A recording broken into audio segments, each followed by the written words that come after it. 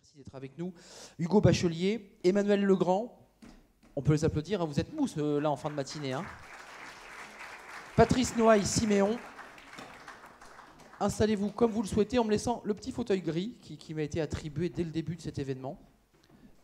Merci à vous. Je viens vous rejoindre. On a 1h30 de... Non, je suis désolé, je vais m'attribuer ce fauteuil gris. Je suis très heureux de vous accueillir. Vous avez 3 micros afin de pouvoir vous exprimer. On va rester sur l'angle choisi de cette table ronde qui est l'innovation de rupture. Alors, on va expliquer tout cela, mais juste d'abord un mot. Je me permets de vous donner la parole.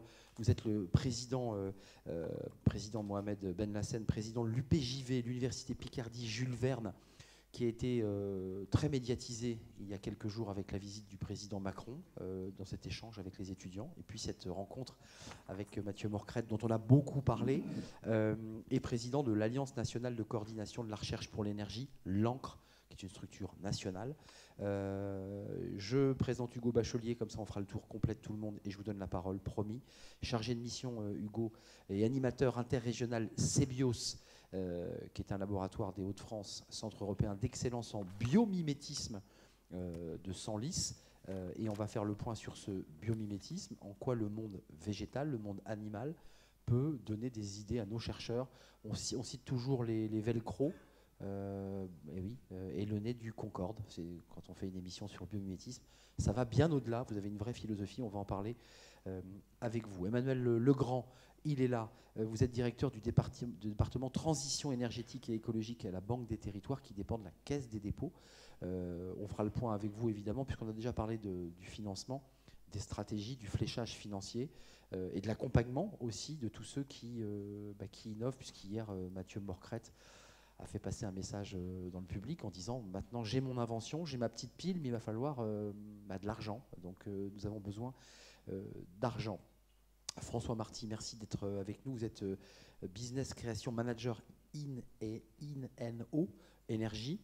INO Énergie, réseau européen, vous soutenez en fait toutes les startups dans leur développement. Et puis vous êtes en prise directe, il faut le préciser, avec Bruxelles, la Commission européenne, Bruxelles, qui va fixer les grandes autoroutes de l'énergie, hein, faire des choix stratégiques qui sont très importants. Est-ce qu'on favorise la batterie lithium-ion au profit de la sodium-ion, qui aura évidemment des incidences très lourdes évidemment pour les chercheurs. Toutes ces stratégies, on va en parler avec vous. Vers quoi allons-nous? Et puis enfin, avec nous, Patrice Noailles-Siméon. Je suis très heureux de vous accueillir parce qu'on a eu un échange téléphonique. Alors, vous me l'avez dit tout de suite, je fais du capital risque, j'ai des fonds, j'ai de l'argent, je l'investis, je fais des choix moi-même. Et puis en même temps, vous êtes un historien, j'allais même dire presque un penseur des technologies, encyclopédique sur tous ceux qui ont inventé, innové. Et vous me disiez, et on en parlera tout à l'heure, que ce n'est pas toujours ceux qui inventent le produit, qui l'innovent, qui vont ensuite le transformer, l'incrémenter. Il faut d'autres intermédiaires, des industriels, des personnes qui vont le commercialiser, le développer.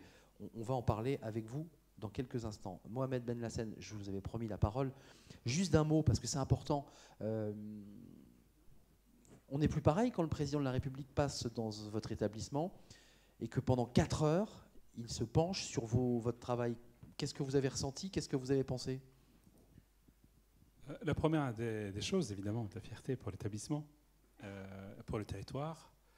Nous n'étions pas du tout obligés de le partager, le président, avec le territoire. Nous l'avons fait. Le président, s'il était à Amiens, c'est parce que l'UPJV l'a décidé, il l'a invité, il a mis 1 an de réseautage pour l'avoir. Et on s'est dit, l'UPJV aussi est dans un territoire. Le territoire nous fait grandir, l'international nous fait le dépasser. Il a fallu aussi faire un choix, parce que l'Université de Picardie Jules Verne, c'est 31 000 étudiants, 35 laboratoires, 4 pépites d'excellence, avec 3 émergentes. De l'énergie de manière globale, il n'y a pas que le stockage, il y a le stockage qu'on a présenté. Il y a la chirurgie robotisée. Vous savez que depuis 2014, nous sommes la seule structure avec le CHU d'Amiens à avoir 6 premières mondiales. Il y a des hôpitaux qui n'ont pas de première mondiale dans le monde, encore moins en France. Nous sommes 33 CHU. Et il y a des hôpitaux comme Strasbourg, qui est un grand hôpital. Il a une première mondiale. Nous en avons 6 depuis 2014. Je n'oublie pas la première de la grève du visage. Tout ça pour dire que l'ADN, ce qu'on essaie de faire passer au président de la République, il n'y a pas une université excellente. Il y a des excellences dans les universités. À l'intérieur des universités. Tout à fait. Deuxièmement, une université comme la nôtre, elle a l'agilité et l'approche projet en réseau. C'est-à-dire qu'on se déploie sur la notion, la carte n'est pas le territoire. Il y a la carte, mais il y a la thématique. Quand on a envie de se nourrir, ben on va chercher la compétence partout dans le monde. Et vous regardez dans le laboratoire, nous avons, je pense, plus de collaboration que quand je fit la moyenne des universités.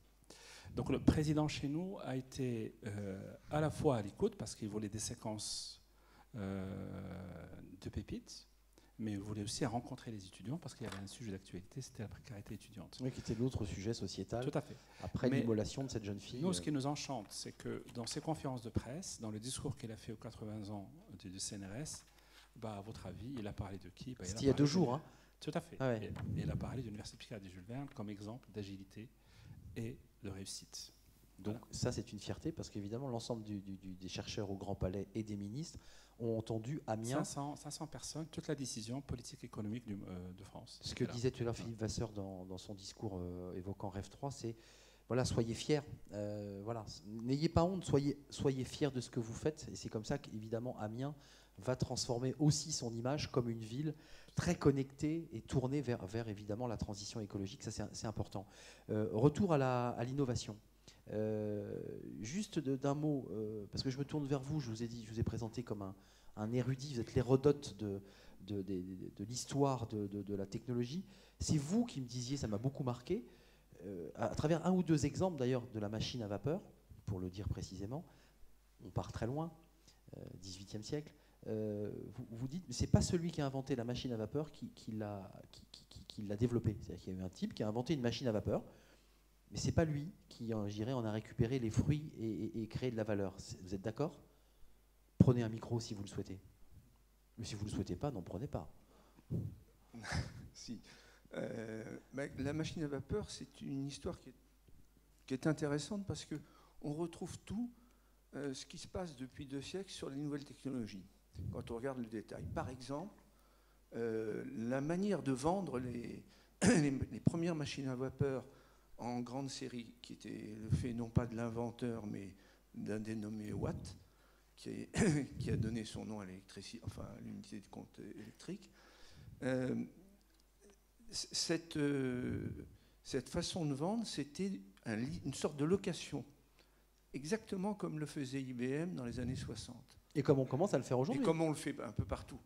Mais on est en 1750-70 et on fait de la location de haute technologie. C'est avec des procès derrière autour, hein, parce qu'il y avait des procès, c'était contesté, etc. Ça, c'est la première chose. Et la deuxième chose que je souligne dans cet exemple, c'est que c'est extrêmement long. La première machine à vapeur qui marche de façon industrielle, pas très rentable, avec beaucoup d'améliorations à faire, c'est en 1710. Et la machine de Watt, c'est 1770. Et l'explosion de la machine à vapeur, c'est 1790, 1850, on va dire. Donc 70 ans pour Ouais. Et c'est fréquent. Et c'est fréquent quand vous regardez l'Internet. Les concepts de l'Internet, c'est 45. Fait par quelqu'un que personne ne connaît, généralement, qui s'appelle Vannevar Bush. Alors Bush, on croit que ça a à voir avec les Bush, mais ça n'a rien à voir. Vannevar Bush, c'était un des fondateurs de la société Raytheon, qui est un des grands sous-traitants américains de la haute technologie militaire, on va dire essentiellement, et qui était le conseiller personnel du président de la République américain, qui était Roosevelt, et qui a conduit tout l'effort de guerre, et après, qui a lancé tout ce on connaît aujourd'hui, les systèmes d'aide. Tout ça vient de ce gars-là, qui d'ailleurs rapidement est parti. Il n'avait pas envie de rester indéfiniment à ce poste-là, mais il a influencé toutes les décisions de la DARPA jusqu'en 1970-72, qui est l'année de sa mort. Et à cet égard, c'est lui qui avait défini beaucoup de choses sur l'Internet et beaucoup de choses sur le traitement de texte moderne. En 1945, ils avaient fait un prototype qui ne fonctionnait pas, mais de traitement de texte, comme on l'a aujourd'hui, c'est-à-dire avec des correspondances, des liens et autres. Donc voilà, c'est pour dire que je voulais commencer par l'histoire. Le mécanisme d'innovation, si tant est que ce soit un mécanisme, c'est une mauvaise appellation. Mais l'innovation, ça se fait par quelqu'un qui ramasse souvent une invention qui n'a pas été utilisée. Donc vite, on n'invente rien finalement, on récupère quelque chose, on l'améliore. En pratique, c'est comme ça. C'est ça, c'est ça. C'est une sorte de chaîne finalement. Et puis il faut souvent plusieurs étages, c'est-à-dire que vous vous dites c'est génial, ils ont fait quelque chose, mais ils sont partis en 1710 et c'est au 4e ou 5e tentative qu'ils ont réussi 70 ans plus tard à faire quelque chose de bien. Vous avez la même chose sur l'automobile. Il faut plus de 100 ans entre la première automobile, qui est le Fardier de Cugnot, qui était une automobile à vapeur, avant l'automobile Daimler. C'est l'automobile de Daimler, parce que Daimler avait fait un moteur suffisamment puissant. Et c'est de là que partira toute l'industrie automobile. Mais pendant ce siècle, il y a eu des dizaines de gens qui ont cru qu'ils avaient trouvé le moteur qui était assez puissant pour monter les côtes, parce que c'est là qu'on faisait les problèmes techniques qui étaient là, qui bloquaient. Et il y a des choses qui ont été faites, mais ça ne marchait pas. Juste un mot, Hugo Bachelier, puisque de l'histoire au présent, là, avec vous et le biomimétisme, est-ce qu'on est pour rester dans l'angle de table ronde, est-ce qu'on est dans l'innovation de rupture? Est-ce qu'aujourd'hui, on est en train de se tourner vers la nature, vers les animaux, vers les oiseaux, vers la façon dont ils construisent leur nid, pour se dire, tiens, ça c'est un axe d'innovation de rupture? Parce que là, dans ce cas-là, on ne peut plus parler de rupture, puisque ça existe déjà, la nature nous l'offre, et on n'a presque plus qu'à le modéliser et dire, après tout, mais pourquoi on n'y avait pas pensé plus tôt? Ouais. Pourquoi on n'y avait pas pensé plus tôt? Déjà parce que pour beaucoup de solutions, on y avait pensé plus tôt. En fait, il y a déjà beaucoup de choses qui ont été faites en regardant le vivant. Ensuite, parce que, mine de rien aussi, on n'avait pas les outils pour étudier le vivant. Maintenant, on a des outils pour étudier le vivant, donc on ne pouvait pas y penser plus tôt, parce qu'on n'avait pas la capacité de comprendre exactement ce qui se passait. Après, oui, évidemment, il y a cet enjeu de savoir est-ce que c'est neuf ou pas neuf. D'ailleurs, il y a beaucoup de débats sur la propriété intellectuelle de tout ça. Ben oui. Les oiseaux vont revendiquer des droits. Voilà. mais encore une fois, justement, c'est aussi ce passage de l'invention à l'innovation qui est ce pont qui est propre à certains acteurs. Le vivant a inventé, développé des solutions, des astuces pour être adapté avec ses enjeux environnementaux et ses enjeux énergétiques, mais il n'a pas développé de solutions adaptées à la société humaine. Et c'est là où nous, on doit avoir ce pont-là, ce travail-là, d'arriver à essayer d'identifier ce qui se passe dans le vivant, comprendre comment ensuite l'adapter à une innovation. Un exemple, un ou deux exemples. Moi, je citais des exemples qu'on lit partout. C'est parce qu'on découvre dans la nature que des plantes s'accrochent aux guêtres, aux guêtres molletonnées qui s'accrochent. On se dit, ah bah tiens, on peut créer la même chose en créant le velcro. Et est-ce que c'est vrai d'ailleurs cette anecdote? Ah oui, je crois que c'est une anecdote pour moi aussi, donc je crois que c'est vrai. C'est peut-être. Donc vous minimisez mon anecdote, Hugo, en fait, c'est ça que vous. Je crois que c'est peut-être un peu romancé, mais en tout cas l'histoire vient de là. Alors, le biomimétisme, c'est pas uniquement des enjeux technologiques, une approche technologique. C'est aussi, on va peut-être en parler un peu après, mais c'est toute une posture au regard du vivant, essayer de se pencher vers le vivant, regarder le vivant, comprendre comment le vivant fonctionne, prendre pleinement conscience qu'on fait partie de cet écosystème-là, qu'on fait partie de la biosphère, et qu'on a des enjeux de flux de ressources, que ce soit l'air ambiant, énergétique, les ressources alimentaires, et on doit se réinscrire là-dedans. Donc si je devais donner quelques exemples assez parlants, on est aujourd'hui sur un summit autour de l'énergie. Je peux parler notamment de la photosynthèse. Il y a des gens qui regardent comment fonctionne la photosynthèse auprès des plantes. Et si je devais en donner un deuxième, qui est lui plus réinscrit, à mon avis, dans des enjeux de cycle du vivant, je parlerai de la permaculture au niveau de l'agronomie. Donc là, retour à une chose naturelle, l'arbre protégeant, permettant de planter quelque chose en dessous. Comprendre pleinement qu'on doit accompagner un écosystème à se développer. Et on doit remettre en place des symbioses avec le vivant, parce que le vivant fonctionne fortement dans des cadres de symbiose. Permaculture expliquée, c'est quand même le fait de revenir non pas à des exploitations latifundiaires d'huile de palme ou de maïs, mais il y a des variétés de plantes, d'arbres qui permettent de vivre en symbiose. C'est ça la permaculture. Pluriculture, oui. Alors, permaculture, finalement, ça englobe quelque chose de beaucoup plus large. On peut aussi faire de la permaculture sans avoir les mains dans la terre. On peut faire de la permaculture humaine, voilà, s'accompagner à un système sociétal. On en parlait un peu tout à l'heure, plus d'agroforesterie aussi, de réfléchir comment remettre en place de la pluriculture, de la diversité sur un territoire, avoir un sol riche, avoir des partenariats avec les abeilles, avec tous les pollinisateurs, avec les oiseaux, remettre en place une diversité de strates écologiques pour que certaines se protègent. Alors, rien n'est aussi simple, il faut accompagner tout ça, mais justement, cette démarche d'aller se pencher vers le vivant, d'essayer de comprendre ces cycles, d'essayer de comprendre les enjeux et de prendre pleinement conscience qu'il y a beaucoup de choses qu'on ne maîtrise pas et qu'il y a beaucoup de choses. L'air que vous respirez actuellement, il est traité par d'autres espèces. Et cette chose-là, il faut en prendre pleinement conscience et essayer justement d'accompagner cette incertitude, mais de prendre connaissance de cette incertitude et d'essayer d'être guide et de cadrer un peu le développement de tout ça. François Marty, on vient d'avoir un panorama à la fois président d'université qui explique qu'il y a des chercheurs qui travaillent en connexion, il y a une dynamique sur des thématiques. On a un chercheur aussi qui travaille sur ces questions de biomimétisme. Et là, j'ai envie de dire, c'est vous qui portez sur vos épaules, c'est très lourd d'ailleurs à porter, je dirais, les grands enjeux énergétiques de l'Europe. Puisque, évidemment, la concurrence est mondiale. Elle est européenne, elle est mondiale. Ça veut dire que, pour le dire simplement, notre chercheur Mathieu Morcret, qui est une pépite, qui est un caillou d'or, a dit Philippe Vasseur, cet homme qui a une technologie, qui l'a inventée, qui a 120 personnes autour, il est concurrencé par un laboratoire chinois, par un laboratoire indien, il est concurrencé par un laboratoire allemand, qui lui a une autre technologie, et qu'à un moment donné, il y a un juge de paix. Et le juge de paix, c'est la commission. Comment ça se passe ? Bottom-up, c'est vous qui décidez, c'est vous qui allez chercher et vous dites, moi cette pile j'ai dans ma poche, je vais la porter à la commission parce que je pense que c'est la technologie. Expliquez-nous comment ça marche, parce que pour nous citoyens, je dirais de base, c'est un peu compliqué à comprendre. Alors, obscur pour ne pas déjà dire. On parle de deux choses aujourd'hui, et sur ce sommet particulièrement, on parle de transition et on parle d'innovation. C'est deux concepts qu'il faut appréhender de manière assez globale pour réussir à bien pouvoir les mettre en œuvre. Hier, vous disiez, c'est amusant, on ne voit pas de solution simple qui se dégage pour traiter le problème de la transition. Effectivement, c'est le fondement de ce problème-là. On ne trouvera jamais une solution simple à un problème complexe. Donc le problème de la transition, c'est un groupe de solutions. On doit apporter à un moment un groupe de solutions qui vont permettre de traiter tel aspect du problème, de récupérer une petite chose ici, une petite chose là. Reconnaissez avec moi que c'était pratique quand on a fait jaillir le pétrole dans un puits de Pennsylvanie.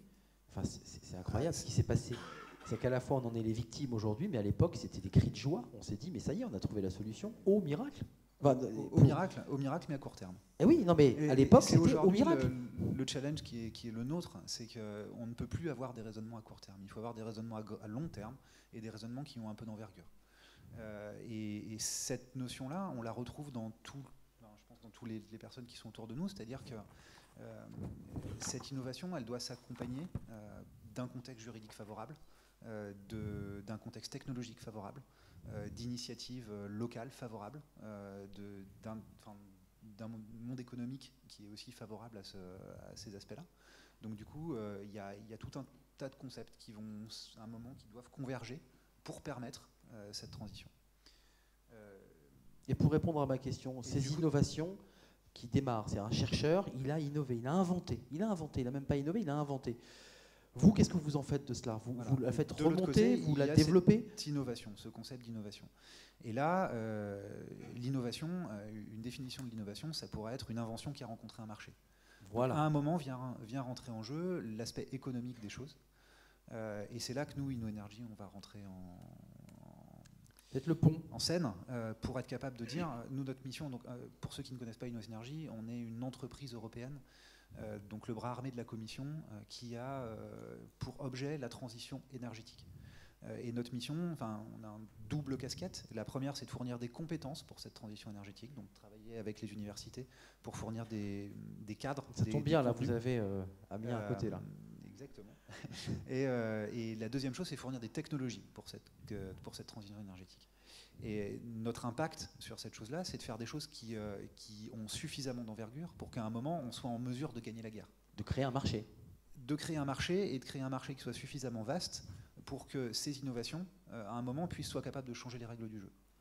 Et c'est pour ça qu'on essaye d'agir à l'échelon européen, en collaboration avec du coup, nos filiales dans tous les pays d'Europe, avec les grands énergéticiens d'Europe, qui sont aussi nos actionnaires, pour amener toutes ces petites solutions qui, prises séparément, n'ont un impact très limité, mais qui, dans leur ensemble, seront capables de nous amener à réaliser. Donc vous êtes une passerelle, vous êtes un pont entre ce chercheur, je le recite, Mathieu Morcrette, et vos énergéticiens dont vous dites... Et les gens qui vont la mettre en œuvre avec une application économique et avec, dans cet objectif de rentabilité économique qu'on va pouvoir amener cette innovation à long terme sur le marché. Juste d'un mot, parce que je vous donne la parole. D'un mot, hein. Enfin de deux. Simplement, la construction d'une vraie innovation, c'est-à-dire quelque chose qui se vend de façon standard, ça suppose souvent ce que vous faites, ce métier, qui consiste à agglomérer, je l'ai raconté pour la machine à vapeur, ça n'est qu'après de fortes améliorations qu'on est passé de la première à Watt et la grande industrie. Et là, une vraie fortune, c'est la première fortune industrielle de l'histoire. Hein, ça n'existait pas l'industrie. Là, on a eu quelqu'un qui a gagné de l'argent avec son cerveau et pas avec simplement un management de personnes, de la spéculation, etc. Non, on a changé de monde une première fois. Et là, on est en train de changer de monde une deuxième fois parce que le monde, il est fini. Avant, on pouvait faire n'importe quoi, on ne faisait pas de mal à la Terre. Puis on s'est aperçu peu à peu que ce qu'on faisait, tellement l'homme est devenu puissant, ce qu'il faisait était capable de détruire un bout de la Terre. Et puis maintenant, on se dit que... C'est la Terre. Hein. Oui, la Terre est en danger. Il n'y a pas le feu dans la maison, mais presque, pour reprendre... La maison brûle. La maison commence à brûler. Je me tourne vers le banquier que vous êtes et je vous donne la parole, Mohamed Ben Lassen, parce qu'on est rentré sur le débat philosophique de la Terre et de nos engagements de citoyens à tous les échelons où nous sommes, décideurs, chercheurs, intellectuels, et évidemment ceux qui financent, ceux qui soutiennent. Juste d'un mot, parce que c'est un exemple que je cite souvent, que je trouve intéressant dans le rapport à l'innovation. Ceux qui ont des innovations de rupture sont souvent des personnes ou des groupes qui ne sont pas au cœur de l'activité. Je pense à Tesla, par exemple, qui à l'origine n'est pas un constructeur de voitures. Beaucoup d'inventions dans des secteurs automobiles ou autres ne viennent pas du secteur propre à l'innovation. C'est troublant, ça. Ça veut dire que les grands groupes ont une telle inertie ou une telle lourdeur presque administrative qu'ils ne sont plus capables d'être dans l'innovation de rupture. C'est-à-dire qu'elle vient de l'extérieur, cette innovation. Elle vient d'ailleurs. Merci Arnaud Redouin. Je ne sais pas s'il y avait une question derrière ça. Et je ne sais pas si le banquier que je suis est le mieux à même. Vous débrouillez. Vous le savez, enfin, les banques n'aiment pas l'innovation. Donc je ne sais pas d'ailleurs pourquoi vous m'avez invité ce matin, mais pour une raison très simple, c'est que quand on manie de l'argent, on aime bien savoir comment ça va revenir, hein, quand on prête, quand on investit. Et pour savoir comment ça va revenir, il faut évaluer le risque. Et pour évaluer le risque, en général, on se tourne vers le passé. Et on essaie de trouver des track records, de la sinistralité, etc.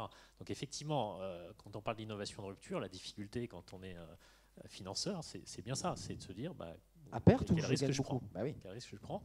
Alors sur votre question précisément, moi je suis pas un expert, mais j'ai quand même l'impression qu'on n'est plus dans les années 60 ou 70. C'est-à-dire que toutes ces stratégies d'innovation, ça a été théorisé, ça a été mis en pratique, et les grands groupes aussi se dotent de capacités d'innovation, y compris d'innovation de rupture, en faisant des sémages. Ils ont évolué, il y a une évolution. Ils ont évolué, c'est très clair.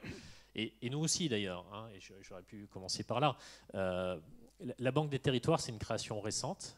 C'est un des 5 métiers du groupe Caisse des dépôts aujourd'hui. C'est là qu'on a regroupé tous nos moyens destinés au territoire. Et les innovations, on a commencé par chez nous, dans la façon dont on travaille. Et donc on a mis en place un plan stratégique et de transformation.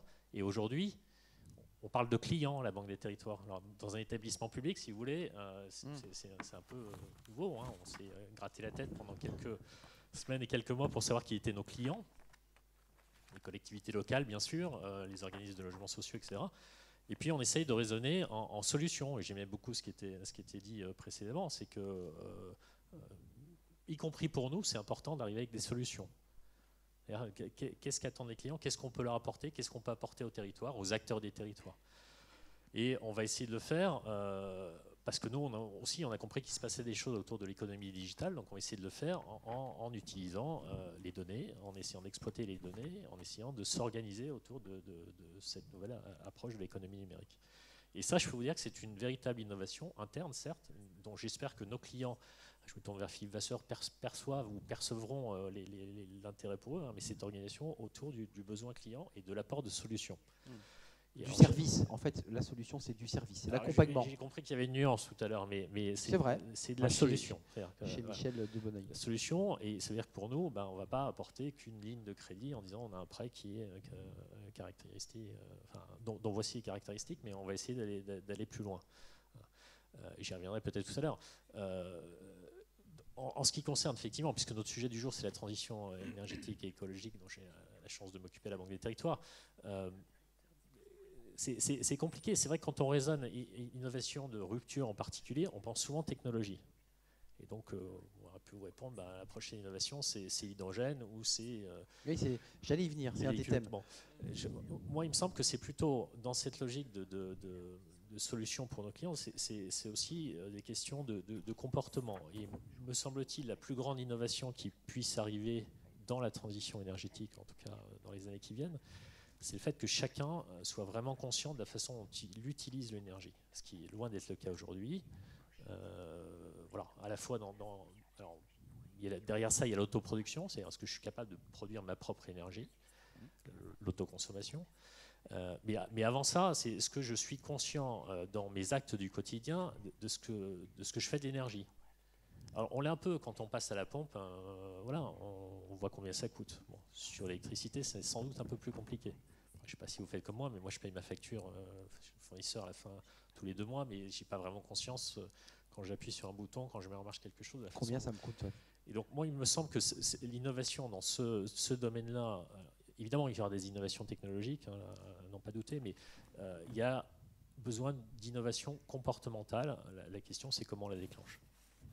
Mohamed Ben Hassen, sur cette question de l'innovation du chercheur et du lien que peut faire par exemple INO Énergie, concrètement, moi j'ai posé ma question tout à l'heure et je vous la reposerai. Qu'est-ce qui va vous distinguer avec votre invention de cette batterie d'un autre laboratoire allemand ou d'un laboratoire danois? Qu'est-ce qui va faire que ce produit va inonder le marché et faire en sorte qu'Amiens prospère, crée de l'emploi? Qu'est-ce qui va faire que ce produit ne marchera pas? De quoi avez-vous besoin? Vous voyez, j'ai envie de comprendre concrètement, parce que vous avez un écosystème sur cette transition et cette ville autonome, et j'imagine que vous attendez impatiemment de savoir si une banque, un investisseur, un industriel, concrètement, c'est quoi la prochaine étape de cette innovation? Si vous permettez, je vais faire juste une petite dégression et normal. Je répondrai. C'est normal, tout le monde fait ça. Hein, c'est une... Tout à l'heure, on a parlé de Watt. Je voulais dire juste, par exemple, l'invention de l'imprimerie a supprimé 300 copistes. Le fait, donc ces 300 copistes, forcément, on n'était pas contents parce qu'ils perdent leur boulot. Hein, les canuts à Lyon avec l'arrivée de la machine Jacquard et ainsi de suite. Ce que j'appelle moi l'affrontement de 2 sincérités. Le fait de mettre une machine Watt sur une imprimerie, ça a donné, et bien sûr, les journaux tels qu'on les, ça a donné les livres scolaires, les manuels scolaires, la généralisation. Hein. Donc, quand on parle d'innovation, il y a le et, il y a le ou. Hein. Là, c'est le ou qui nous intéresse, c'est-à-dire rupture, sortir des sentiers battus. Mais je voulais insister sur un mot avant de vous dire vraiment le besoin et parler de transition. On parle beaucoup d'innovation et je crois qu'il faut procéder à un nettoyage verbal quand on parle d'innovation. Au jour d'aujourd'hui, dans les discours que nous écoutons tous les jours, il y a un mot qui a complètement disparu, c'est la notion progrès. Et à nos jeunes, on ne parle plus. Hein, on leur demande ce qu'ils veulent faire, mais on ne leur parle pas de là où on leur fabrique pas un écosystème dans lequel ils vont se projeter. Vous dites, est-ce que quand on innove, on améliore le progrès de l'être humain? Ce qui n'est pas forcément le cas. C'est pas forcément. Et non. Et je dirais même que la notion d'innovation dominante au jour d'aujourd'hui, c'est si j'innove pas, je meurs. Alors, moi, ça me rappelle, vous parlez universitaire, donc forcément, je fais des dégressions à l'infini, mais je répondrai.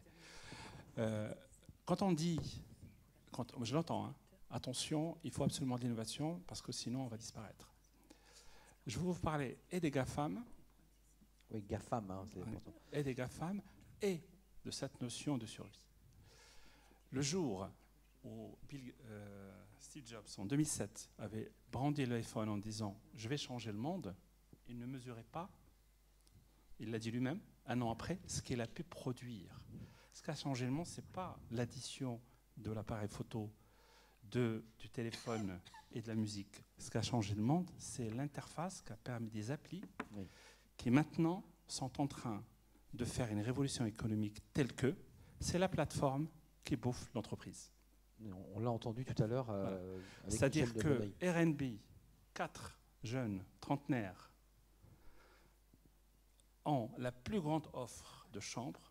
Ils ont 150 000 chambres à Paris, mais ils ont la plus grande offre mondiale de chambres et d'appart. Ils ne possèdent aucune chambre, ils ne possèdent pas de salariés pour les entretenir. Mais c'est 30 milliards. 30 milliards dans le marché. Et en plus, ils sont en train de pousser le culot à acheter le groupe Accor, qui vaut 10 milliards. Le plus grand fournisseur, je dirais, d'interface, de communication, c'est Facebook. Il n'a aucun contenu. C'est nous qui l'enrichissons. Et je peux décliner. Oui. Le plus grand fournisseur de taxis, il n'a pas de taxi. C'est-à-dire que ça a été dit tout à l'heure, ça doit s'accompagner par une réflexion de la société de demain. C'est-à-dire que si on réfléchit l'innovation sans mettre derrière le commun, si on suit bien les sociales, Oui, on est à côté de la plaque. On l'évoquait tout à l'heure. Hein, Parlons maintenant d'énergie. Si chacun doit fournir, doit produire sa propre énergie. Vous savez, avec les guerres qu'a connues l'Europe, avec les révolutions industrielles, on a maintenant une nouvelle énergie. On a une nouvelle source d'énergie. C'est plus celle dont on débat aujourd'hui, c'est la donnée. Quand on ouvre, on a un renseignement. Quand on ouvre, on trouve toujours l'information et on trouve que c'est gratuit. Comme dit Koch, le patron d'Apple maintenant, tout est gratuit, c'est que vous êtes le produit. Mais oui. Maintenant, l'État-providence, il faut l'interroger. Si c'est l'État-providence qui assure un certain nombre de choses. Si maintenant le citoyen peut produire et vendre à l'État, il y a à repenser le lien, il y a à repenser l'économie. Et être maître de ses données. Voilà, c'est ça la condition. Maintenant, Maintenant, on parle de transition. Dans ma tête, je suis de physicien, c'est quoi une transition? D'abord, c'est un passage d'un état à un autre moyennant un certain nombre de paramètres qu'on appelle constante de jauge. Il y a un moment, un paramètre l'emporte sur l'autre. Lorsque vous êtes dans un laboratoire, c'est un temps long de recherche. La batterie, telle que vous a été présentée par Mathieu au LRCS, c'est le fruit d'énormément de recherche. C'est un temps long. Et quand ce temps long aboutit, nous passons du métier de recherche fondamentale à un livrable, là où je trouve personnellement que la culture de l'entreprise française est un petit peu conservatrice, je connais pour ma franchise, j'y vais à fond, c'est qu'il faut m'expliquer pourquoi. Dans les GAFAM, certains ont y a cru avant tout le monde et se retrouvent maintenant à les maîtres du monde. Pourquoi, au jour d'aujourd'hui, ils ne sont pas capables de dire, parce que c'est culturel, et je dirais pourquoi. Hein, pourquoi d'autant plus que je suis né à Rabat et je peux vous dire que le français, qui est remarquable, qui a un esprit critique, a un problème avec la langue parce qu'il est exigeant avec la sienne. C'est le seul pays au monde qui corrige les autres. Vous êtes aux États-Unis, vous parlez mal, il se met à votre niveau et il essaie de vous comprendre. Ouais, en France, oh là là, c'est pas si simple. Lui, au lieu de... Non, je n'ai pas souffert de ça, je suis parfaitement bilingue, mais je dis juste que cette difficulté d'avoir peur de se tromper inhibe la notion. Il fait qu'on n'émerge pas pour devenir leader sur des sujets. Les Américains disent que lorsqu'un enfant tombe de l'échelle, une maman française va lui dire « pourtant je te l'ai dit ouais. ». Et une maman américaine lui dit « c'est bien, tu as essayé ». Tu as essayé, exactement. Donc ce qu'il faut, en fait, c'est quel est j'en ai parlé hier avec mon ami Benoît, quelle est l'interface où tout ce beau monde, c'est-à-dire le milieu académique, le milieu politique, le milieu économique se disent, ce projet-là, on a envie d'y aller seul, ensemble. Vous voyez, ça, non, mais ça rejoignait ma première question Tout à à fait. François Marty. Sur- Comment on fait pour faire émerger votre innovation, votre invention? Moi, c'est Bah, fascinant. D'abord, ce n'est pas un projet simplement d'un labo, c'est un projet, il faut qu'il soit un projet d'un territoire, il faut C'est d'un ça. milieu socio-économique. Déjà, à la base. La dégression, le slogan 2050 pour l'énergie, c'est la neutralité carbone. La neutralité carbone, il y a la biomasse. Les Je gens suis pas vont d'accord, Emmanuel Legrand, mais vous répondez. Non, non, je veux dire, il parle c'est le slogan européen aujourd'hui. Quand on parle de neutralité carbone, on ne parle pas simplement d'un slogan comme ça à porter et avec je dirais, un débat d'opinion. Moi, je suis un scientifique. Et on a inventé, nous, on ne sait pas débattre sur une tribune. Ce n'est pas notre truc, on ne sait pas faire. Pourquoi? Parce qu'on a inventé une arène, ce qui est blindée par le savoir, qui arbitre nos accords et nos désaccords. Je fais la différence entre l'argument et l'opinion. Bon, que quelqu'un me fait peur sur la planète de demain, c'est son opinion. Maintenant, quand je débat au sein de mon laboratoire, C'est différent. c'est un argument que je veux. Donc, quand on parle de neutralité carbone, ça, c'est un slogan qui reste, à mon avis, au niveau de l'opinion, parce C'est un qu'il punchline, ouais. n'y a pas de contenu à l'intérieur de comment on va changer nos comportements. Tout ce qu'on dit sur le nucléaire, par exemple, c'est un exemple. Je vous donne un exemple, après je vous donnerai la parole. Et François Marty. Tout ce qu'on dit sur le nucléaire, on peut tous l'entendre, bien entendu. On peut tous l'entendre. Mais mettons la chose suivante. Je vous donne un chiffre qui va un peu vous choquer. La bière, le yaourt, au frigo, tous les jours, les appareils de veille, coûtent 0,7 centrales nucléaires à la France. Donc il y a bien un problème de comportement. C'est-à-dire que Si tout on ce qu'on veut- met au frigo, nos produits frais, Tout ce là, qu'on met au frais, ça coûte 0,7 centrales nucléaires. Nous sommes à 58 centrales nucléaires. On était à 50 au début, fin des années 90. Pourquoi? Parce qu'il y a tout un travail à faire sur le comportement au quotidien, sur notre relation, entre guillemets, à l'envie, qui n'est plus cette pulsion du confort et ainsi de ouais, suite. qui passe par l'alimentaire. Je peux m'étaler une heure, je suis Non, mais désolé. c'est passionnant parce qu'effectivement, c'est aussi la société de consommation dont on parle depuis ce matin. Il faut diminuer ou penser notre consommation différemment. Juste pour répondre à la question et la prolonger, je veux aller au bout de mon histoire. Vous, l'acteur que vous êtes, Passerelle, cette innovation de progrès, parce qu'effectivement, elle va contribuer à rendre autonome la ville, donc cette fameuse batterie, avec un produit lithium qui disparaît au profit d'un produit sodium, plus accessible, moins difficile. On va pas revenir sur tout ce qu'on a dit. Qu'est-ce que vous en faites et comment vous le portez, vous? Alors là, on tape à tout ce qui rend en fait difficile et quelque part un peu aléatoire l'accès d'une innovation à un marché particulier. Effectivement, on sort d'un temps long, donc on va changer d'acteur à un moment. C'est assez rare que les chercheurs soient les personnes qui ensuite vont porter cette innovation et l'amener au marché. On le disait au début. Et à aucun moment il faut croire qu'un seul acteur va être capable de faire ce C'est ça. passage-là. De toute façon, il faudra un consortium de gens, des banquiers, des investisseurs, des réseaux comme le nôtre, des accompagnateurs, des incubateurs, des clusters, des puissances publiques. Des gens qui Google, vont excusez-moi, Google, quand il a créé sa plateforme, ou Facebook, qui est le plus emblématique avec Zuckerberg, ils ont eu tout ça. J'ai l'impression que c'est sorti beaucoup plus simplement. Enfin, l'accouchement a été plus simple. Non, ils ont eu tout ça. Ils ont eu tout ça, non, mais ouais, vous êtes d'accord? D'emblée, d'accord. Ils ont eu tout ça. Ils ont eu, effectivement, ils Oui, ont c'est développé un important qu'on le algorithme sache. qui est un algorithme de recherche très performant qui vient sur un temps long. D'accord. Derrière, ils ont eu cette idée géniale de simplifier l'interface, donc du coup d'avoir un coup de génie sur l'UX. Et derrière, ils ont eu le système d'investissement, la Silicon Valley, l'environnement. Donc qui un a pays joué, finalement, voilà, quoi, qui a poussé derrière cette innovation-là. Ils ne sont pas arrivés tout seuls, personne n'y arrive tout seul. Steve Jobs, qui est le maître à penser d'Apple, c'est une histoire. On est sur de la façade, on n'est pas sur la réalité des choses. C'est ça, des films et une histoire. Juste d'un mot, prenez le micro, très court, parce que je vous donne la parole. Vous nous disiez, et vous me disiez, il faut que ceux qui sont présents l'entendent, Job fait un accord avec Rank Xerox, celui qui fabrique les photocopieuses, et c'est en fait, il prend les idées de Rank Xerox pour devenir le Steve Jobs, l'homme à la pomme, qui va créer sa légende à moto en traversant l'Inde et en fumant des pétards. Mais ça, c'est de la façade. Dans les faits, c'est Rank Xerox. Oui. Les vrais progrès et toute l'informatique de la bureautique d'aujourd'hui ont été développés et brevetés, dans beaucoup de cas, par Rank Xerox dans leur Palo Alto Research Center. Et à chaque fois qu'ils voulaient transformer un des produits en un produit à eux pour la fibre, on leur disait doucement les gars. Monopole. Monopole. Eh oui. Eh oui. Et donc c'est Et pour ça donc qu'ils ils les ont profitent. vendus, Eh ils oui. les ont vendus plus ou moins, mais on vend jamais bien les brevets. Parce c'est comme ça. Bon, l'histoire montre qu'on ne vend jamais bien un brevet. Il y a eu une exception en fait, c'est le système des brevets sur l'électronique. Bon, c'est la seule façon. Sinon, c'est toujours une mauvaise affaire. Donc, on a pris les. Job fait une très bonne affaire en Job, contrepoint.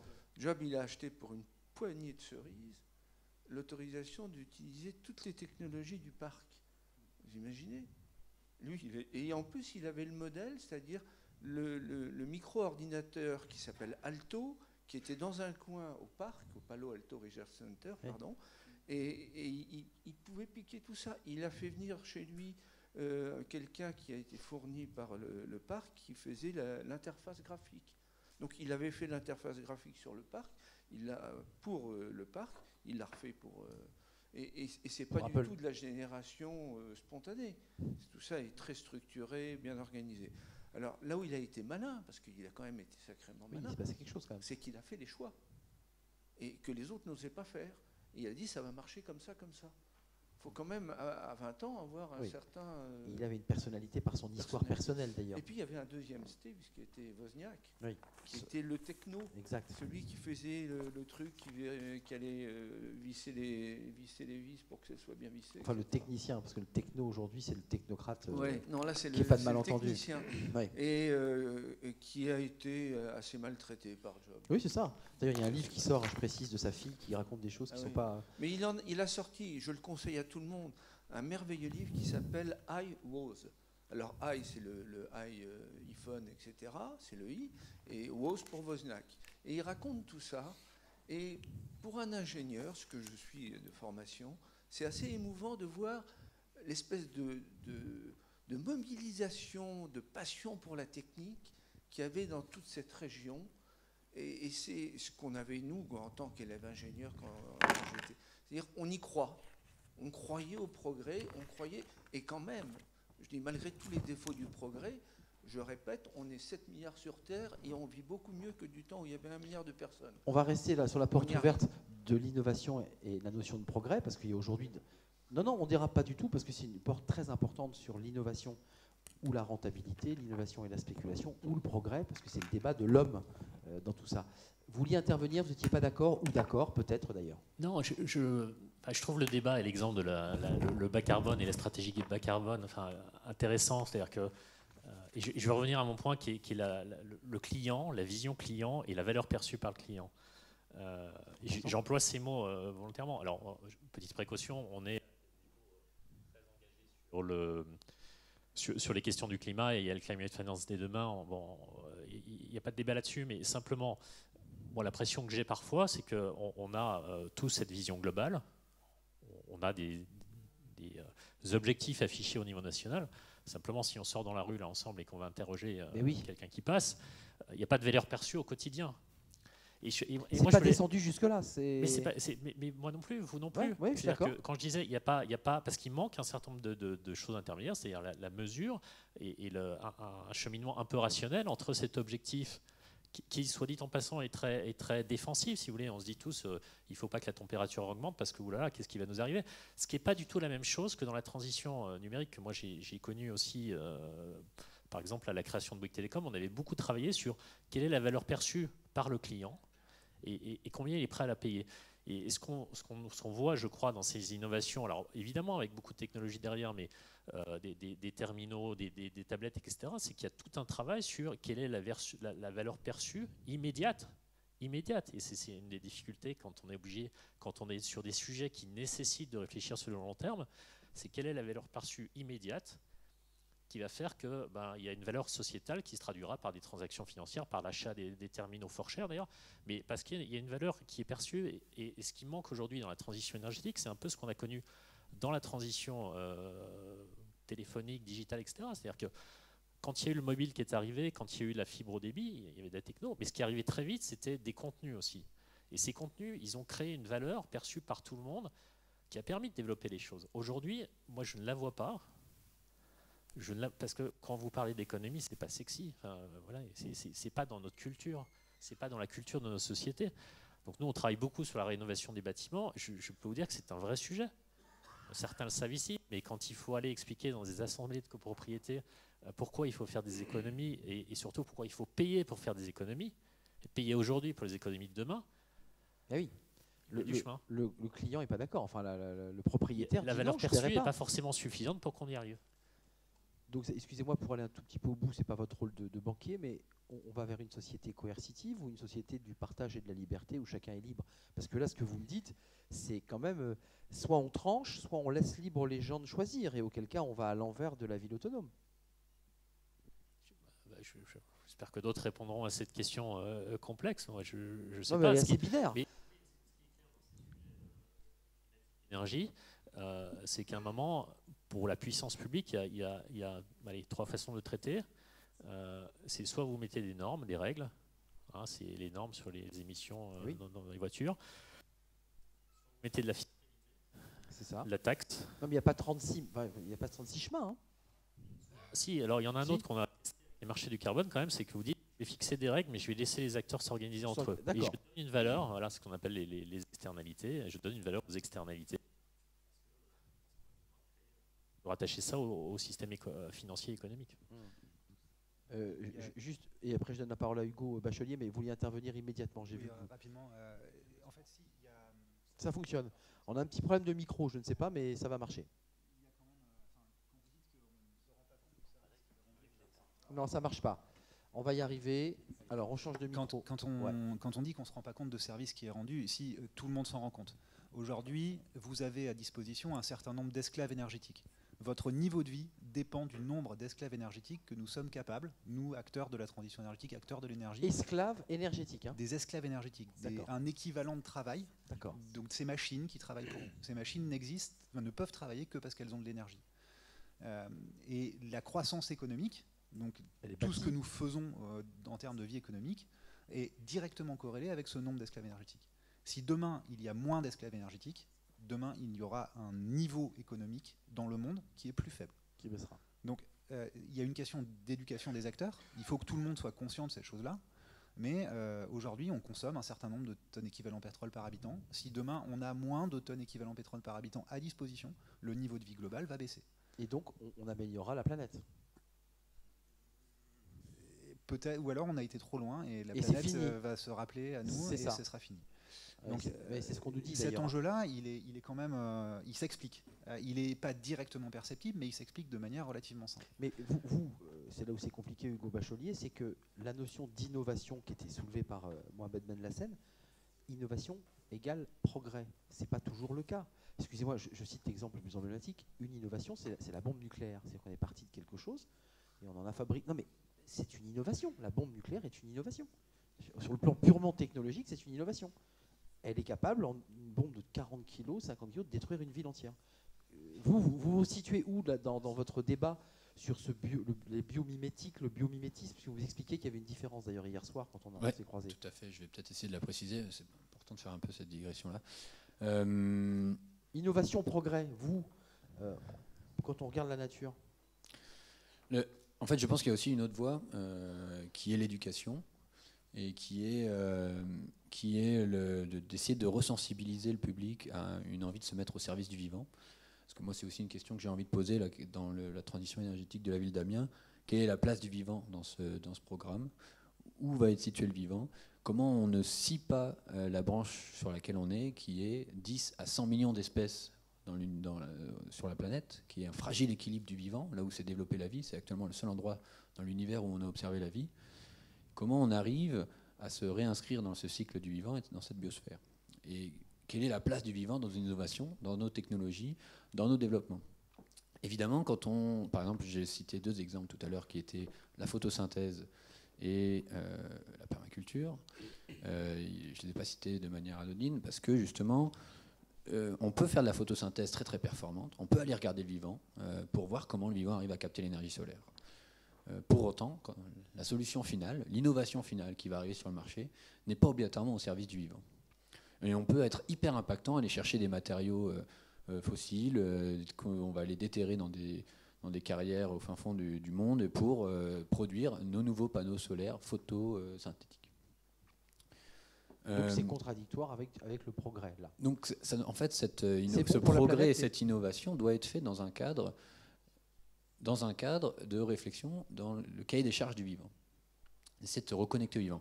Et d'ailleurs, j'ai 2 casquettes qui sont le développement des stratégies au niveau des régions et le développement des formations sur le territoire français. Et on m'a invité souvent pour venir parler de biomimétisme et venir présenter le biomimétisme dans les différentes universités où je donne quelques cours. Je fais la distinction, justement c'est là où on en vient, la distinction entre la biomimétique et le biomimétisme. La biomimétique, c'est s'inspirer du vivant pour résoudre une problématique technique. Donc on peut aussi bien faire de la biomimétique pour faire des robots, chiens ou des panneaux photovoltaïques qui ne sont pas du tout, qui ont un énorme impact sur l'environnement. Le biomimétisme, c'est quand on va essayer, la définition, c'est quand on fait le mariage entre la bio-inspiration et l'éco-conception, le développement durable, et on essaie de s'inscrire dans les enjeux de biosphère. Donc dans la terminologie du biomimétisme, on intègre ces enjeux de développement durable et de réinscription dans la biosphère. Et donc quand je viens faire mes cours auprès des jeunes, je leur parle de biomimétisme, donc développement durable, toute la journée, pendant toute l'heure du cours, et puis à la fin, ils ne sont sortis en entendant que biomimétique. Tout simplement parce qu'ils n'ont pas en fait cette sensibilité, cette envie de se mettre au service du vivant. Et donc maintenant, de plus en plus, Pourquoi ? Parce que l'homme est tout puissant et qu'il est dans la matière, sa voiture, sa maison, et que le vivant, c'est quoi ? C'est un élément de décor, quoi. Parce qu'on est dans une société actuelle où on cherche le progrès, on cherche l'innovation, on a une envie d'aller... Excusez-moi, Hugo, on cherche le confort aussi, enfin l'être humain cherche le confort. Absolument, mais disons qu'on prône aussi beaucoup, c'est la Startup Nation en ce moment, c'est justement l'enjeu du client, l'enjeu de trouver un marché, l'enjeu de trouver... quelque chose où on va aller faire de l'argent en plus. C'est ça aussi la thématique. On ne va pas vraiment aller chercher la raison d'être parfois du... Et là justement, beaucoup commencent à s'intéresser à la solution. Est-ce que la solution, c'est préserver le vivant ? Ouais, la solution, orthogonale avec tout ce qu'on a entendu, parce qu'évidemment l'innovation, le développement de cette batterie, c'est de l'emploi. Ce qui dit emploi dit développement économique et financier. Donc là, vous êtes un peu orthogonal dans ce que vous dites. Disons que le sujet qui justement j'amène après, dans mes formations, ce que j'apporte de plus en plus, c'est une envie de reconnexion vivant. C'est ça. J'essaie de rapprocher l'apprenant de cette envie de se mettre au service du vivant. Excusez-moi, hier soir, vous me l'avez dit, alors en blaguant, je le dis, puisque j'ai dit, mais vous vous allongez dans la terre d'université en vous mettant comme ça, vous embrassez l'arbre, vous allez pieds nus toucher de l'herbe. Non, c'est quoi se reconnecter au vivant pour que ceux qui sont là soient des relais ? Comment on fait là concrètement ? Alors, concrètement, et je pense que ça va toucher certaines personnes qui peuvent être sensibles, évidemment. Je pense que c'est pas la solution pour tout le monde d'aller faire des câlins aux arbres. Mais et pourquoi pas ? Et pourquoi pas ? Mais faire pleinement ce deuil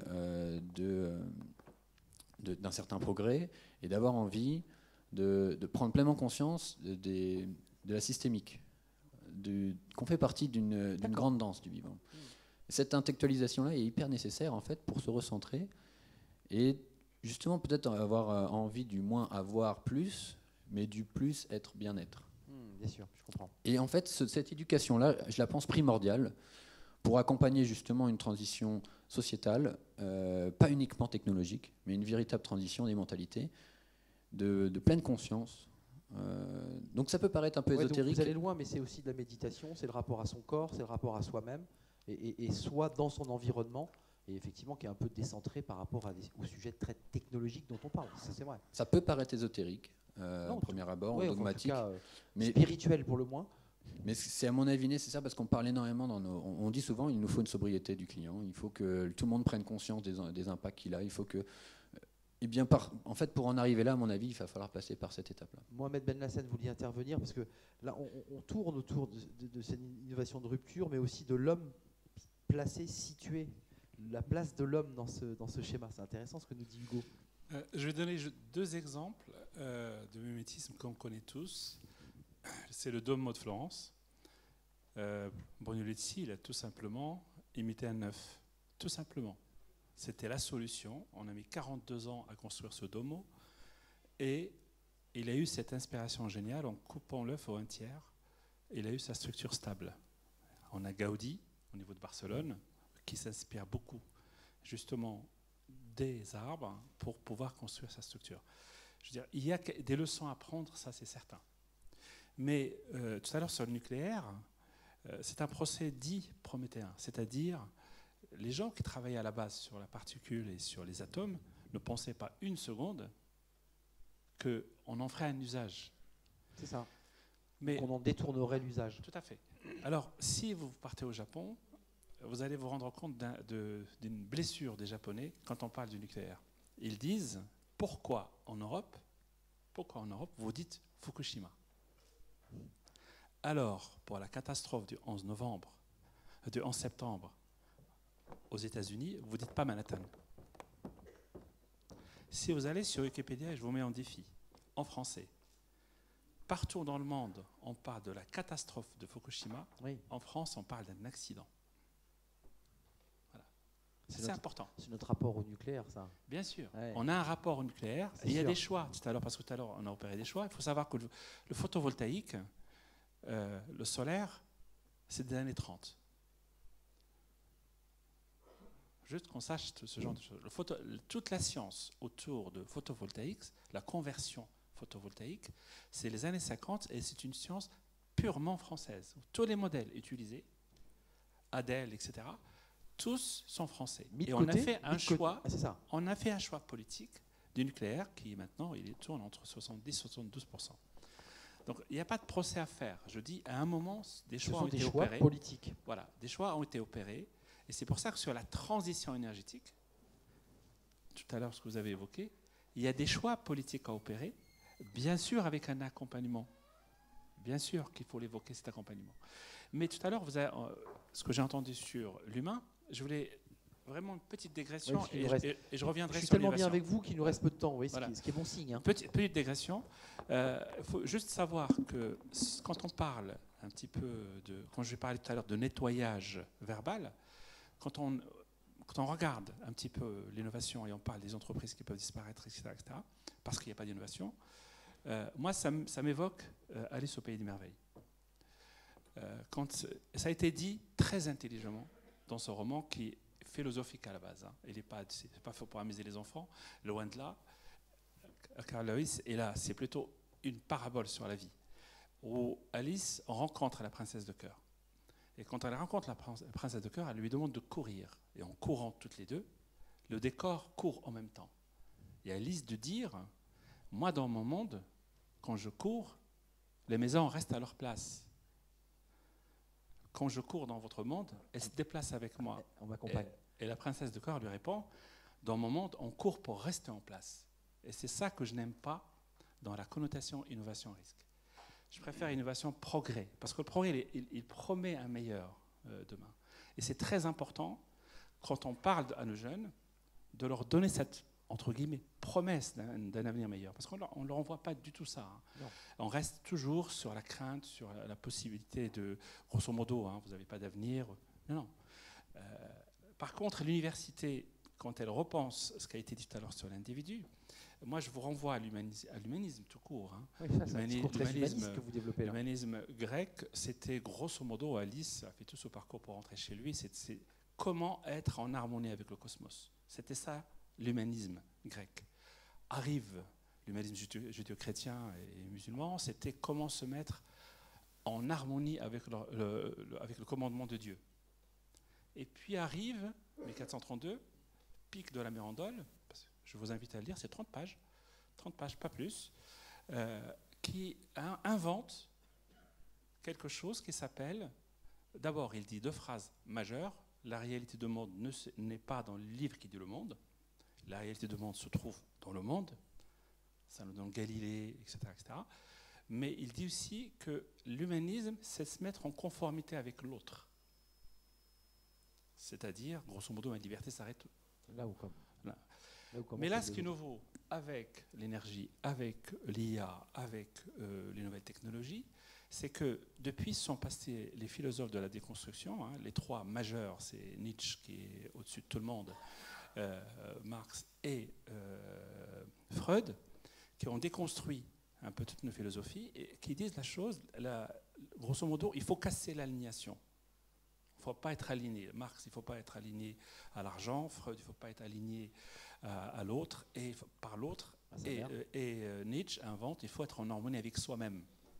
Et je l'ai entendu tout à l'heure. Non.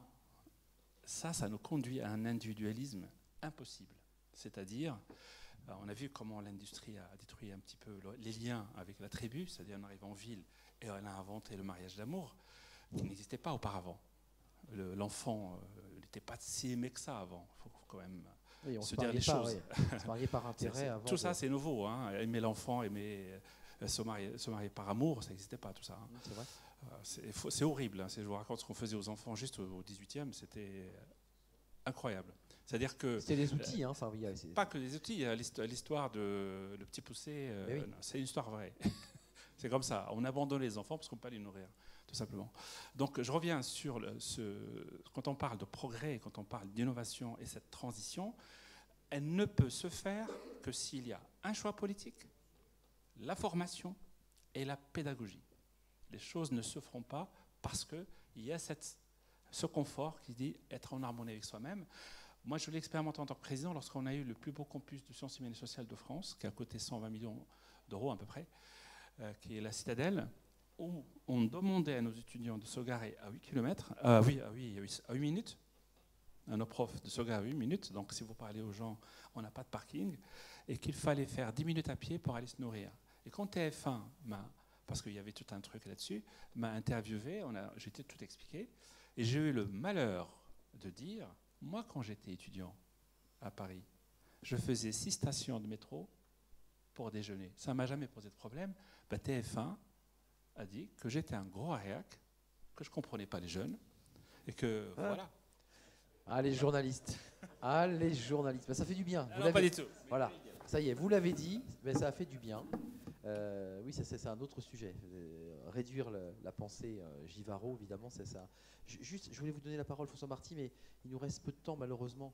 Qu'est-ce que vous pensez de tout ça, vous qui avez une vue à la fois historique et en même temps, je le redis, le capital risque, c'est-à-dire flécher de l'investissement, mettre de l'argent, avec le risque que ça comporte, hein, parce qu'évidemment, ça présente un risque. Les innovations de rupture, vous qui connaissez bien l'histoire des chercheurs, il faut investir ou comment vous vous situez, vous, là-dessus? Parce que vous êtes les deux, historien et investisseur. Oui, c'est parfois un peu schizophrénique. Oui, parce que l'historien, s'il regarde le track record, il dit... faut pas. Non, parce qu'il y a un aléa qu'on n'arrive pas à maîtriser, sinon ça ne serait pas du capital risque. Mais on n'arrive vraiment pas à le maîtriser. Alors il y a une seule façon de maîtriser une partie, c'est d'attendre, et ensuite de ne financer que des projets à très grande ambition. Parce qu'à ce moment-là, si vous faites de la statistique sur des projets à très grande ambition, et donc des choses qui ont déjà 5 ou 10 ans de vie, hein, et que vous positionnez là, vous pouvez vous ne l'accueillez pas au début, en fait, vous la laissez pousser la fleur. Vous éliminez une bonne partie des risques humains, on va dire entre guillemets, qui sont les principaux risques, évidemment. C'est pas la technique qui fait défaut, c'est toujours les hommes pour la manipuler, parce qu'il y a des bagarres, parce que bon, c'est comme ça. Donc voilà. La planète irait mieux s'il n'y avait pas les hommes dessus, quoi, c'est ça? Ben ça, tout le monde le dit. D'accord. Je suis pas sûr, parce que bon. C'est une drôle de conclusion de ce débat. Non, je dirais pas dessus. Non, on va parler de progrès plutôt. Le progrès, si on avait fait cette réunion il y a 20 ou 30 ans, on aurait eu du mal à avoir autant de monde dans la salle. Beaucoup de mal. Alors, ce qui est étonnant, c'est que à la fois l'image du progrès a plutôt fléchi. Le progrès est plutôt moins positif. Oui, c'est vrai. On ne fait plus rêver avec la Lune, etc. Le TGV, le Concorde. Alors qu'il y a 30 ans, c'était quelque chose qui était bien réel. Essentiel, porteur. Vous avez écrit un livre sur De Gaulle, hein, je ne l'ai pas dit, mais vous avez écrit un livre sur De Gaulle et la technologie. Oui. Et le progrès, De Gaulle le portait. De Gaulle important. Et Pompidou ont été les gens qui ont fait la France moderne. Si vous regardez aujourd'hui notre industrie c'est eux qui l'ont fait. C'est le nucléaire, l'automobile, ça c'est un peu plus surprenant, mais Pompidou était très, très soutien à l'automobile. Et puis... Oui, Perrin. Oui. Et puis, je continue les grands secteurs d'avant-garde comme la fusée Ariane. Bien sûr. Ça date de De Gaulle et surtout transformé par Pompidou. C'est le projet Europa, pour ceux qui connaissent un peu l'histoire. Une fusée qui n'a jamais fonctionné, puis finalement on a repris la vieille fusée française, on l'a gonflée, et on a la fusée Ariane d'aujourd'hui. Le progrès de l'époque était fort et il était populaire, mais on n'aurait pas eu la salle comme ça. Et aujourd'hui, par peur, parce qu'il y a une grande peur, c'est lié à la crise du progrès. Le progrès nous fait du mal. Il est contre nous, le progrès. Il nous pollue. On a l'impression. Et oui, c'est ça. C'est pour ça que ce mot est dévoyé aujourd'hui. Oui, on ne sait pas où on est dans la signification du mot. Et ouais. Mais c'est pour ça que progrès et bonheur, qui est un thème de bac philo. Oui, non, mais c'est vrai. C'est un thème philosophique par essence. Hein. C'est un excellent thème. D'ailleurs, on ramassera les copies dans 5 minutes. François Marty, pour conclure, peut-être allez-vous pas de nouveau répondre à la question, mais j'ai entendu Mohamed Ben Lassen qui dit on a fait des choix politiques pour mettre de côté le photovoltaïque dans les années 50, invention, création française, pour développer une filière qui est celle de la filière du nucléaire. Je repose ma question.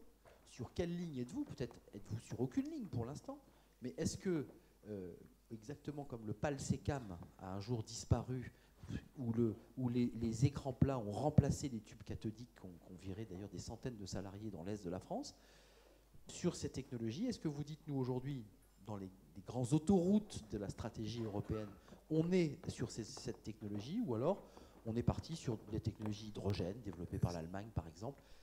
Alors, juste en quelques mots. Je sais que c'est une question difficile. Non, il faut reprendre cette notion de progrès, en fait. Aujourd'hui, beaucoup de gens vont dire, effectivement, il y a une peur de ce qui pourrait se passer, on joue sur ce sentiment-là. Je ne crois pas que ce soit le fond de ce qu'on veut faire. Aujourd'hui, il faut comprendre que la permaculture, par exemple, que la transition énergétique, c'est un progrès par rapport à une situation de conscience qui était moindre. On est d'accord? Donc on n'est plus sur un espèce d'objectif un peu brillant, on va aller sur la Lune, on va faire du nucléaire, ça va résoudre notre problème. Ouais. Et voilà, on est sur la compréhension que non, ce problème est complexe, que pour l'affronter, il faut que tout le monde, à un moment, reprenne le contrôle de sa propre vie. On ne peut plus aujourd'hui ne plus savoir d'où vient l'énergie qu'on consomme. Et aujourd'hui, c'est encore le cas. C'est encore une prise de conscience citoyenne. J'appuie sur le bouton, la lumière vient, et finalement, ce qui passe entre le moment où j'ai appuyé sur le bouton et le moment où la lumière arrive, ça ne me concerne pas. Le monde de demain, ce n'est plus ça. Le monde de demain, tout le monde doit être responsable de cette chose-là. Donc, on a parlé de la donnée. Effectivement, le retour du contrôle de ce qu'on fait de notre donnée. C'est aussi quelque chose qui manifeste cette chose-là. Donc aujourd'hui, la situation, elle est la suivante. Il faut que le politique soit capable de porter cette vision-là, soit capable d'expliquer qu'on n'a plus de solution simple, qu'aujourd'hui, il faut faire plusieurs choses, et donc créer ce cadre-là, et ensuite créer un cadre délégatif. On a changé de modèle. Hein, voilà, on change de modèle. Et créer un cadre délégatif dans lequel le pouvoir central va venir en soutien d'initiatives qui vont être de plus en plus locales, et qui vont être des initiatives d'excellence et qui vont justement permettre d'agréger des solutions pour traiter un problème qui est l'un des plus gros problèmes qu'on n'a jamais affronté et qui clairement n'aura jamais une solution simple. Le plus gros problème, c'est sauver les hommes ou sauver la planète d'ailleurs? C'est une question. Oui, j'ouvre des thématiques de bac philo. Il faut les noter, celle-là. Ça va tomber l'an prochain. En médecine, on pose la question autrement. Faut-il vivre vieux ou vivre mieux? Mieux. Ça, c'est un sujet posé sur le grand âge. J'ai oublié deux choses. Et je voulais juste compléter nos propos parce que je trouve que l'échange est intéressant. On n'a pas parlé de régulation. Ça, c'est important. Et on n'a pas parlé pas la planète, je dirais le monde. Parce que quand on parle de déforestation, la biomasse, par exemple, on dit que voilà, si on arrive à planter autant d'arbres qu'on brûle, on serait sur une biomasse nulle. J'entends les journalistes le dire, j'entends quelques spécialistes se proclamant spécialistes le dire, sauf que s'il y a une déforestation au Brésil pour faire des colzas qu'elle vend en Europe, il y a un problème. Oui. Donc il faut voir aussi le problème dans sa globalité. Voilà. Je le redis encore une fois, Hugo Bachelier, on est dans ces débats de très haut niveau, philosophiques, dans des réalités, quand on descend l'échelle, de guerre économique. donc viennent se heurter quand même des enjeux de guerre économique au sein même de l'Union européenne, puisque on peut imaginer que l'Allemagne ou l'Espagne, je ne les ai pas cités, ou l'Italie est eux-mêmes un très grand laboratoire à Florence qui considère que sa batterie est bien meilleure que la batterie de Mathieu Morcrette et de son équipe. Donc cette question-là, on ne peut pas l'éluder, même si on est tous d'accord pour dire qu'il faut travailler la main dans la main. Vous êtes confrontés à ces problématiques face à des guerres économiques. Hugo Bachelier, vous qui êtes un peu orthogonal. Non, mais sur cette thématique, bon, juste peut-être pour répondre un peu à la question, moi je pense que la planète va s'en sortir, mais ça c'est même sûr. Elle va s'adapter en tout cas. Le vivant va survivre. La question c'est est-ce qu'on fera encore partie de la photo C'est ça. À la fin de quoi déjà aussi, ça a été abordé hier, hein, les enjeux de collapse et tout, mais c'est une question. Est-ce que ça va vraiment arriver ou pas? C'est inquiétant, hein, ces collapsologues. Enfin, je pense à l'ancien ministre de l'écologie, Cochet, qui sort un livre qui raconte qu'il est en autonomie complète, son eau, son éolienne, qui parle même de se couper du réseau. Hein, faut quand même mais justement, c'est vrai que ce genre de discours aussi empêche de construire. Alors qu'il nous faut des futurs souhaitables, des imaginaires, un progrès, mais qui est souhaitable. Et construire sur des futurs souhaitables, c'est très important. Et alors moi, je vais juste ouvrir peut-être sur une réflexion qui pourrait intéresser sur la thématique du summit. J'ai juste envie de citer un autre exemple de bio-inspiration, qui est un bâtiment à Seattle qui s'appelle le Bullitt Center, qui est une bibliothèque, et qui a pris le problème sous un autre angle, en disant, il ne s'est pas dit je vais construire une bibliothèque de 5 étages, je vais consommer tant, je vais donc devoir apporter autant d'énergie.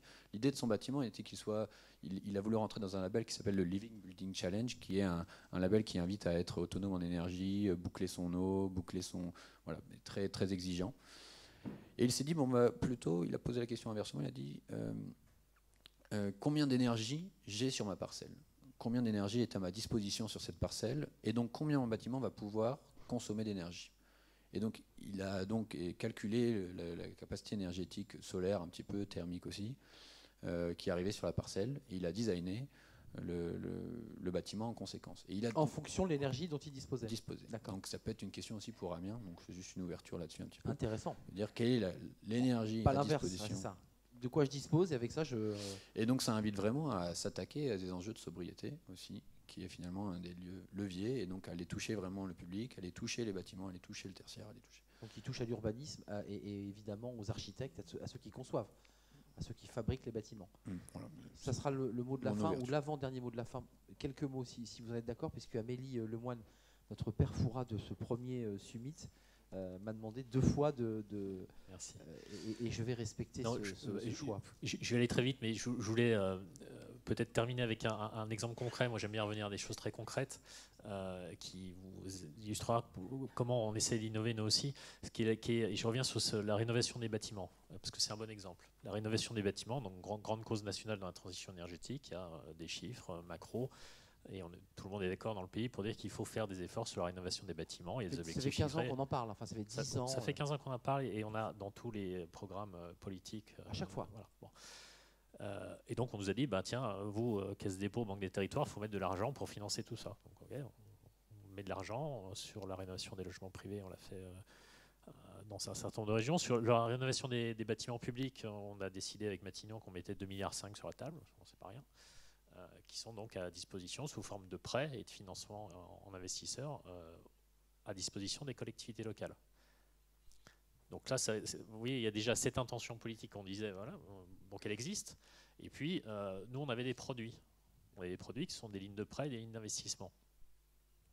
Et force est de constater que ça ne marche pas. Ça ne marche pas. Ça marche pas.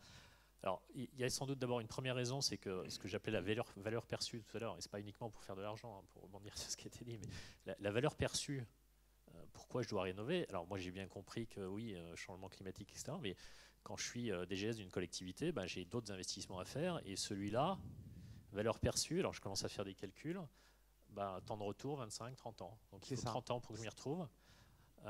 Et donc la question d'ailleurs qui s'est posée assez vite, c'est je commence par quel bâtiment? Et nous, on a compris que nos clients, collectivités locales, avaient besoin d'être accompagnés au-delà de notre produit. Et donc c'est là qu'on passe de la transformation du produit en solution.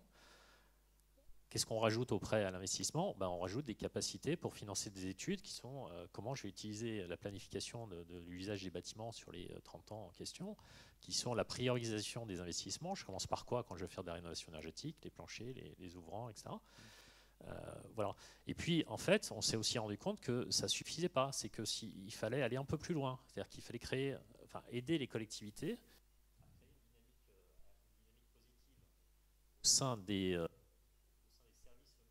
élus eux-mêmes, en disant si on fait ces travaux-là, cet investissement au départ, ça va créer des économies.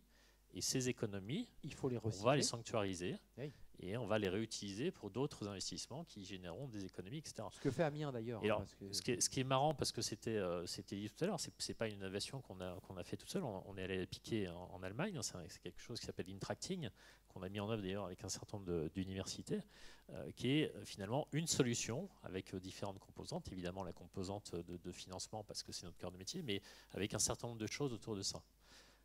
Voilà. On essaye d'aller vers ça.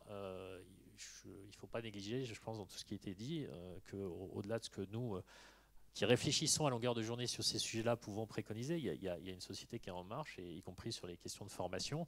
On ne se forme plus uniquement à l'école, à l'université, mais par les réseaux sociaux et par un certain nombre de tendances lourdes de la société. Ouais, le e-learning et même la remise en question de l'école comme institution régalienne, qui est un autre sujet. On ouvre une autre porte parce que là, évidemment, le débat est terminé. J'en suis absolument désolé. C'était passionnant. Dans vos domaines respectifs, d'ailleurs, parce que vous étiez finalement très complémentaires. Merci, Mohamed Ben Lassen. Vous êtes le président de l'université ici, Amiens. Jules Verne est engagé dans l'encre. Et puis engagé aussi sur des réflexions très philosophiques, on l'a entendu. François Marty, merci. INO Énergie, qui est ce réseau européen. Merci à Simon Noailles, Simon Noailles, mais Patrice Noailles-Siméon, autant pour moi, à la fois historien, mais aussi dans le capital risque. Et puis j'ai oublié de citer votre livre. Vous étiez un peu déçu parce que votre éditeur ne lui avait pas donné l'audience que vous souhaitiez. De Gaulle et la technologie, avec un avant-propos dont vous êtes très fier, de Stanley Hoffmann, et une préface de Jacques Chirac, sur lequel j'ai moi-même écrit. Hugo Bachelier, merci. Le CBIOS, le biomimétisme, merci. Et puis merci évidemment à Emmanuel Legrand, en charge justement de cette banque des territoires, on l'a entendu, qui dépend de la Caisse des dépôts. Et merci à vous qui êtes restés jusqu'à l'heure du déjeuner. Merci à vous quatre. J'ai pris un grand plaisir d'être avec vous. Vous pouvez les applaudir.